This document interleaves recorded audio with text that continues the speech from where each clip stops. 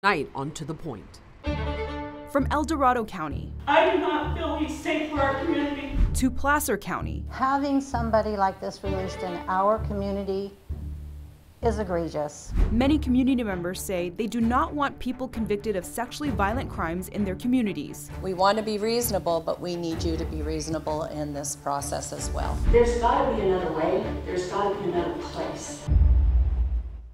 Thank you for joining us tonight on To The Point. I'm Alex Bell. For years, the Department of State Hospitals has been working with a private health firm to treat and rehabilitate sexually violent predators so they can be re-released into the community. And it is controversial, and many lawmakers and local officials feel the process is just not transparent enough. So our Jeannie Nguyen has spent the last 4 months digging into how this program works. And tonight, Jeannie shares with us the changes that many community members and some lawmakers would also like to see. Right, Jeannie? Alex, through my investigation, I found that the state is paying hundreds of thousands of dollars per person for treatment and rehabilitation. That's taxpayer money. State lawmakers are now in the process of auditing this program and introducing legislation to change what they say is a secretive process because of how difficult it is to get information from the state. Through the state of California's Sexually Violent Predator Conditional Release Program, people convicted of sexually violent crimes, also known as SVPs, are eligible to be treated and rehabilitated.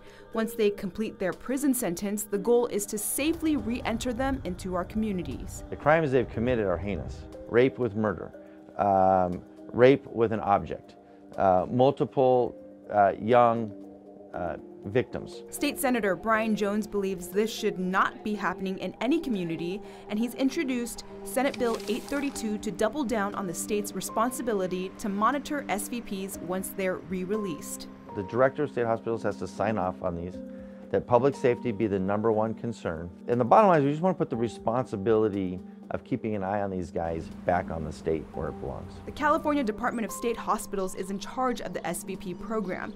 They've contracted Liberty Healthcare to lead the treatment and rehabilitation. Right now, the state is paying Liberty Healthcare more than $22 million over the course of its current 2-year contract. And the cost of a conditionally released SVP in the program varies every year. Through an ABC 10 public records request, these numbers highlight the cost breakdown. In 2021, the cost of one SVP was $386,582. In 2022, $403,826. And the cost only went up in 2023. $456,032 per SVP. As of December 2023, the state says there were 572 SVP patients, with another 380 patients with probable cause to be labeled as an SVP, although the state adds these numbers can change on a daily basis. Jones says it's unclear how the program works and how the SVPs are being treated. Who is Liberty Health? How much are we paying them? Why are they involved? And why is this sweet contract not bid out every so often? Why have they had it for 20 years with no other competition? In the current 46-page contract with the state, the expectations for Liberty are laid out. They include surveillance, home visits, substance abuse screening, and GPS tracking. But Jones says it's still not clear how Liberty performs these duties, and he requested an audit in May of last year with the help of Assemblymember Joe Patterson. Auditing what Liberty Healthcare is doing is great, and it's perfectly within the purview of the legislature. In line with Senator Jones's bill, Patterson introduced Assembly Bill 2036, focusing on housing for convicted sexually violent predators. What this bill essentially does is it defines what qualified housing is, and qualified housing would be essentially not a hotel. That's the easiest way to put it. This comes as Patterson's constituents fight against the release of William Stevenson, a convicted sexually violent predator in Placer County. In July 2023, a judge granted him to be conditionally released as a transient. Placer County, the state, and Liberty have been looking for a place to house him ever since. Mr. Stevenson has a long history of sex crimes, culminating in his convictions in 1991 for a number of assaults on women in the South Lake Tahoe area. He was ultimately sentenced to prison for 30 years in 1991. He served half that time. Placer County District Attorney Morgan Geyer says Stevenson was released in Roseville in 2014 when a judge deemed him fit to be released after spending 7 years with state hospitals getting treatment. During a routine checkup while he was conditionally released, Liberty Healthcare officials discovered he violated his terms of release by possessing child pornography. He was arrested in 2017, but instead of trying to convict him of that crime, Geyer says the DA's office decided that removing him from the community and putting him back into the SVP program as soon as possible was the best option. Rather than risking having to go to a jury and leaving it up to 12 community members, we were already guaranteed that he was going to be returned to custody. Stevenson sent a letter to ABC 10 claiming he is innocent because he served his time and was never convicted of the child pornography charges. A judge deemed him fit for re-release in 2022. Geyer says he understands Stevenson's arguments, but believes he still poses a danger to the public. The best predictor of future behavior oftentimes is past behavior, and he's already violated once. They have a right to be free, provided they can follow through with the right circumstances and be safe. So this is a very complicated issue that gets everybody all riled up on both sides. In a 2022 report from the California Sex Offender Management Board, which is made up of prosecutors and correctional officials from across the state, found that people are less likely to reoffend if they have community support upon re-entry. But Geyer does not agree. That assertion is somewhat nonsensical. To ask the community to embrace someone who has been convicted of violent sex crimes and has violated, I think, is unreasonable. The Department of State Hospitals tells ABC 10 55 people have been released into the community since the SVP program started in 1996. As for the rate of success, they say about 10 of those 55 people have reoffended. As Geyer continues to wait for state hospitals to make a decision on William Stevenson, he hopes this program becomes more streamlined in the future and believes the bipartisan legislation being introduced may be the answer. The law requires now a collaborative process between the local authorities and the Department of State Hospitals, and it hasn't been that. I'm hopeful that our legislators and the audit process will bring some of that much needed transparency. We requested interviews with the Department of State Hospitals and Liberty Healthcare multiple times since October to try to get answers about their process, their contract, and their response to criticism from lawmakers. Our interview requests were denied. A spokesperson told us it would not comment on pending legislation. And as for the state audit request last May, it's still ongoing and no results have been released yet, Alex. All right, Jeannie, thank you so much. We want to get to some breaking news that we're following tonight. The Sacramento Police Department says one person is dead and 2 others are hurt after a shooting near a SAC-RT light rail station. Our Garjpal Sangha is live on the scene right now with the very latest. Garjpal, what can you tell us tonight? Alex, police did tell us that they're still searching for the 2 suspects in this case. They put out a description, but it's a very vague description, nothing more than that. But right now the scene here at the light rail station is still active as police are here on scene, and you can take a look at that fence there. That's where a majority of that incident happened, according to police. That's right next to the light rail. About 45 minutes ago, you can kind of see over here, investigators are coming closer to the scene.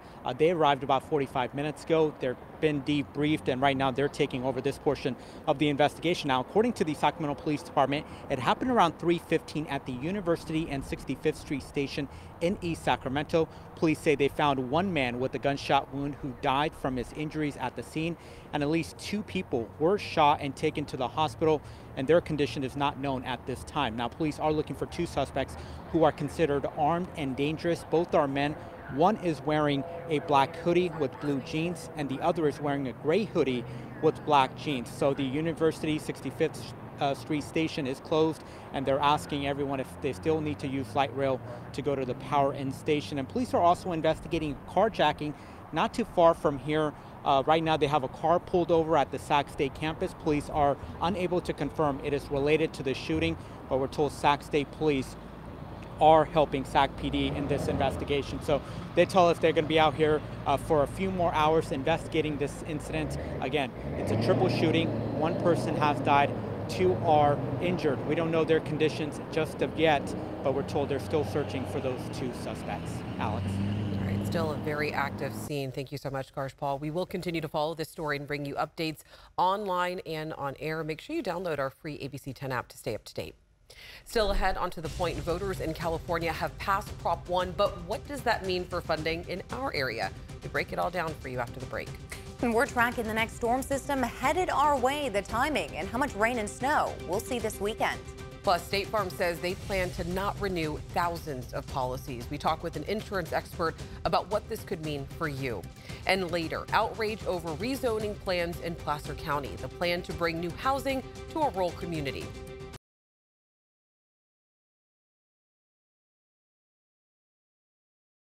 Meteorologist Carly Gomez with your forecast. Now, we are expecting some wet weather this weekend, but it's not going to be a complete washout, right? Right. We'll have our time in between and mostly Sunday afternoon. If you're really hoping to get that sunshine for your weekend, you may want to push things off at least through Sunday.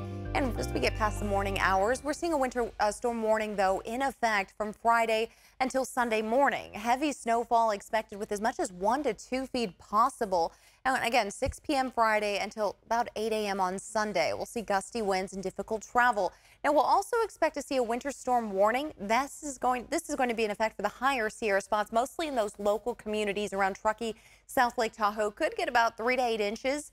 And we are going to see this one expiring around Saturday, 11 a.m., although they'll continue to get a bit of snowfall as well for the other days moving into Saturday night and Sunday. Gusts 35 to 45 miles per hour. It's going to make it a little difficult for travel in the high Sierra. Clouds roll in tonight. We'll get partly cloudy skies tomorrow until we see the line of showers arriving after 3 p.m., with the evening commute being affected.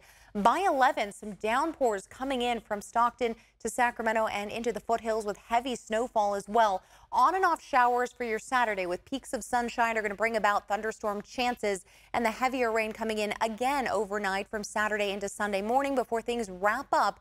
By Sunday lunchtime, you're going to start seeing some more sunshine in the valley and things wrapping up in the Sierra when it comes to snowfall. Could see as much as about a ½ inch to an inch of rain from Friday through Sunday morning. And then also expecting snowfall again anywhere from 1 to 2 feet. And our global model here is showing as much as 24 inches for Donner with 20 inches Emigrant Gap, 24 Twin Bridges. And then the European model could be expecting to see as much as about 1 to 1.5 feet. So they're going on the lower scale there. Looking into our temperatures tomorrow, mid to upper 60s and low 70s there in Ione, 71 degrees. And then our 10-day short of our forecast here brings upper 50s and low 60s for the weekend and into next week. All right, Carly, thank you. Next, on to the point. Voters have passed Prop 1, but what does that mean for mental health care funding in our area? We break it all down for you. And later, plans to bring housing to a rural community in Placer County, sparking outrage. Tonight, the concerns from neighbors.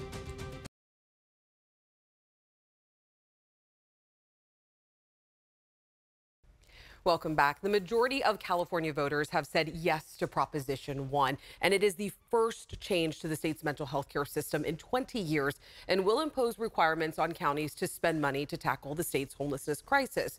But how will that spending look across our area? ABC 10's Devin Truby explains.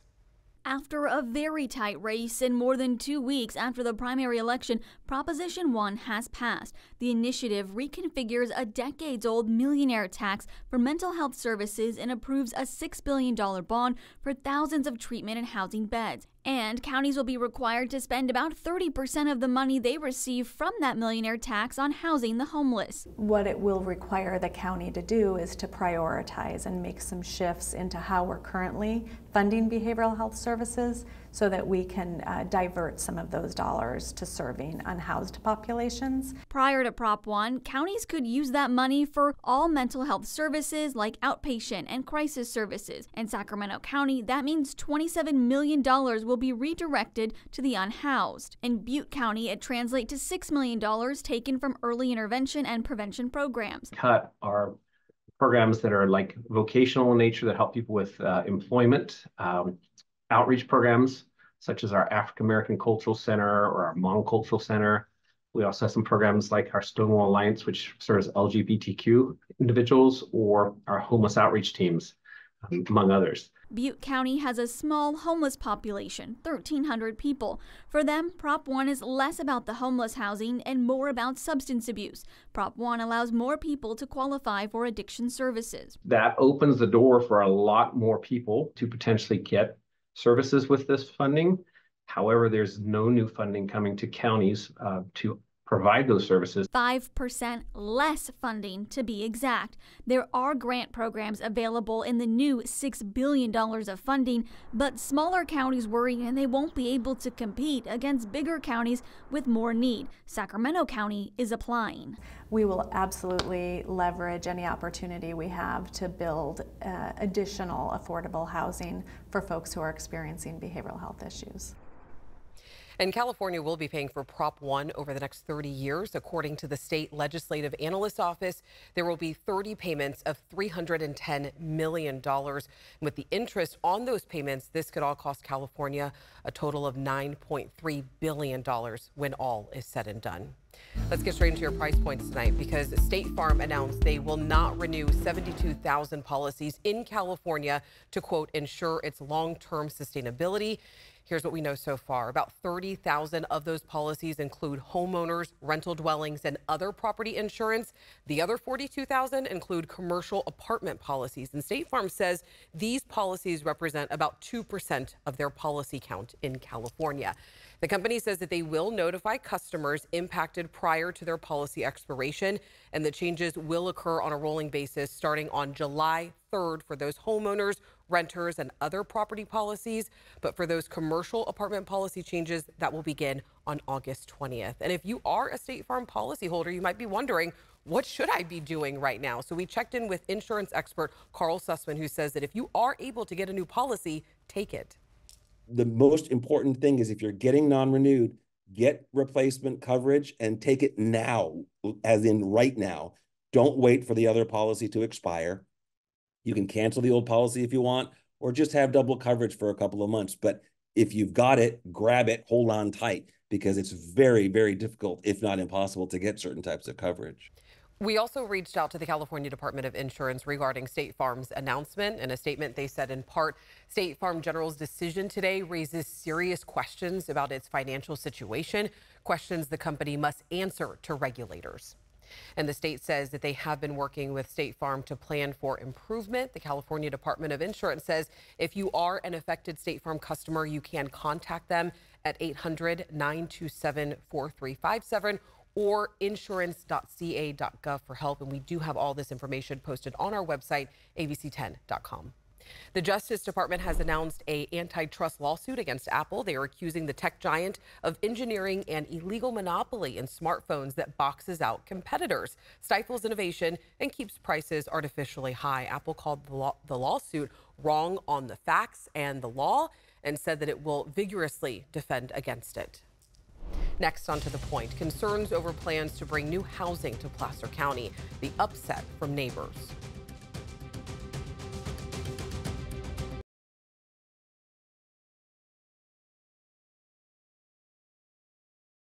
Many Californians struggle to afford housing. We need more of it, but lots of cities and counties are just falling short on the goals set by the state. Placer County is trying to pave the way for more low-income housing, but as Becca Hobegger shows us, some neighbors don't like the way the county's doing it. On the southeast corner of Baseline Road and East Drive, just west of Roseville city limits, stands one sign from Placer County announcing a rezone pending, and several signs from Laura Bullard's group. Stop the rezone madness, exclamation point. Yeah, the exclamation point kind of says how ticked off we are. She grew up in the small rural community of Dry Creek, and her 93-year-old mother still lives in Bullard's childhood home, just half a block from a property the county wants to rezone for high-density housing, currently the site of a strawberry field. I don't care whether these are luxury apartments or whether they're low-income apartments. It has nothing to do with it. Apartments don't belong in this spot. Placer County has low-income housing, but is about 1,200 units short of what the state requires. So the county has a list of 19 properties it wants to rezone for high-density, low-income housing to make up that shortfall. Which would allow for the development of multifamily up to 30 units per acre with a minimum of 20 units per acre. County Planning Director Chris Pahuli says the owners of the 19 properties are on board with the rezoning, but some neighbors like Bullard are not. The 4 lots that are within the Dry Creek district that are proposed are all zoned currently ag residential. There's about a 2.2 square mile thing, and they're asking us to put 4 of those developments within of the 19 within that small area. She says she wants to see the rezoning in places with more existing infrastructure that can better accommodate high-density housing. Have the sidewalks, could have the street lights and all of those things that are needed, but instead they come to the older community that's been long established, rural. We are working to balance the concerns of residents with also the need to provide for affordable housing opportunities throughout the unincorporated county. And the Placer County Planning Commission will hold a hearing next month where neighbors can weigh in. The Board of Supervisors is set to vote on whether to approve the 19 properties in May. And that is our show for tonight. Thank you so much for watching. If you have something that you think we should be looking into, make sure you reach out to me and the team. Remember, strangers are people you just haven't gotten to know yet. So take a little bit of time to get to know someone. Have a great night, and I'll see you later.